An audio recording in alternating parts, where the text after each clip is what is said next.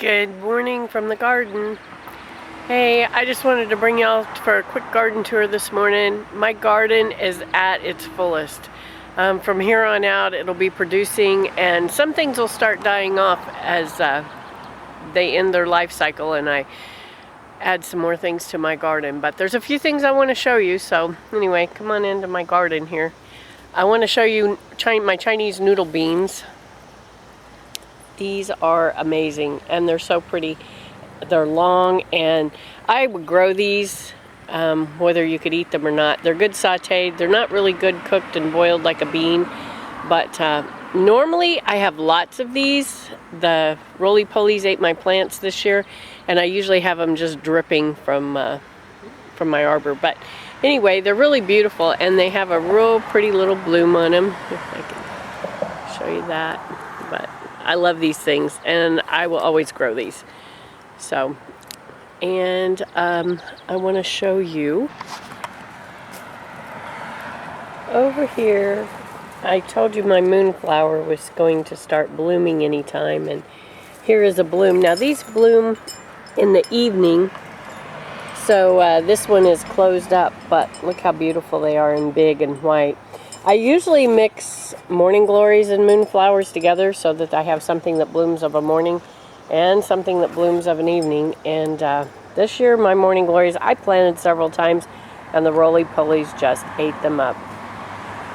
Over here I have clematis, and this one's unusual because normally clematis bloom in the spring, but this one they say blooms in the fall, so I'm excited to see what happens with that. I've never had a fall blooming clematis before. And I showed you my red Malabar spinach the other day, and it's doing quite well. And my cardinal climbers are amazing. That's just a flower that I put on this arbor, but I want you to see the blooms on this thing. My grandma always grew these, and I think they're absolutely beautiful. Let me see if I can get a shot to show you all the blooms on this crazy thing. But it's beautiful this year. This is the prettiest one I've ever had. And I've got tomatoes. I have a friend whose husband's in the hospital, and I'm going to drop a produce basket off on her doorstep. So look at these tomatoes. These are gorgeous. And I really wanted you to see was my big tomatoes, and I have a couple of those I want to show you. But here is the black-eyed Susan vine. This thing has outdone any expectations I had for it this year. It's absolutely grand and beautiful, and I will plant this again. It's awesome, and I love it. And I actually bought this. I didn't grow it from seed. I was looking for something because at the time I thought my arbors weren't going to have anything because everything had such a rough start, but as you can see, it's actually even made a little carpet on the ground. So I'm going to take you back and show you this Dr. Witchy's tomato. Now, I am a tomato sandwich eater, and here is my Dr. Witchy's tomatoes. These are one of my favorites for tomato sandwiches, and I'm going to weigh this guy. Well, both of them are big, but this one right here is the biggest, this down here. Anyway, I'm excited for that. And I'm really impressed with my candy striped zinnias this year. I love zinnias. They're my favorite flowers for the garden. And that one is amazing. And I have these hot pink zinnias, and they turned out beautiful.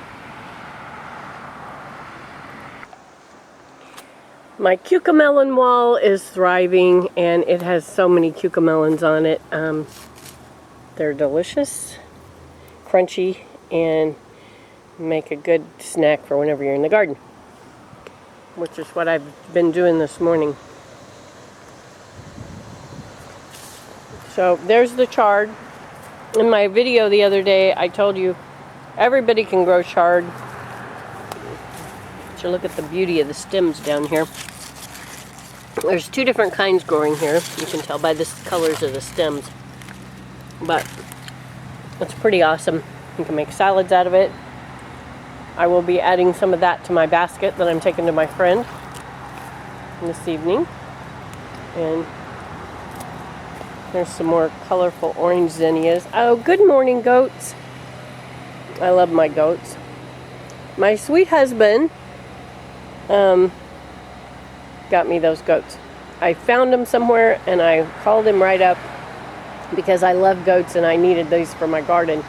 And I told him that these goats would save him money because, well, they wouldn't tear up stuff, eat stuff, and we wouldn't have to feed them. So he was all for it. He said that we needed those goats for our garden too. So these goats and these little lipstick pink zinnias down here.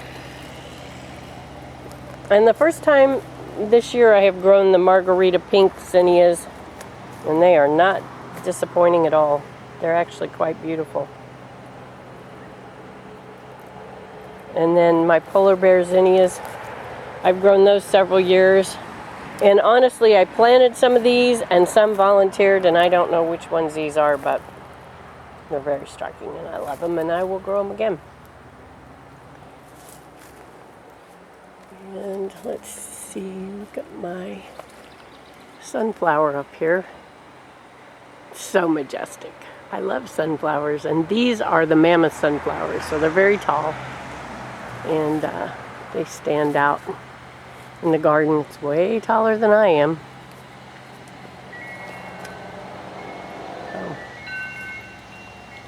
And I have mortgage lifter tomatoes and Vernace tomatoes down here.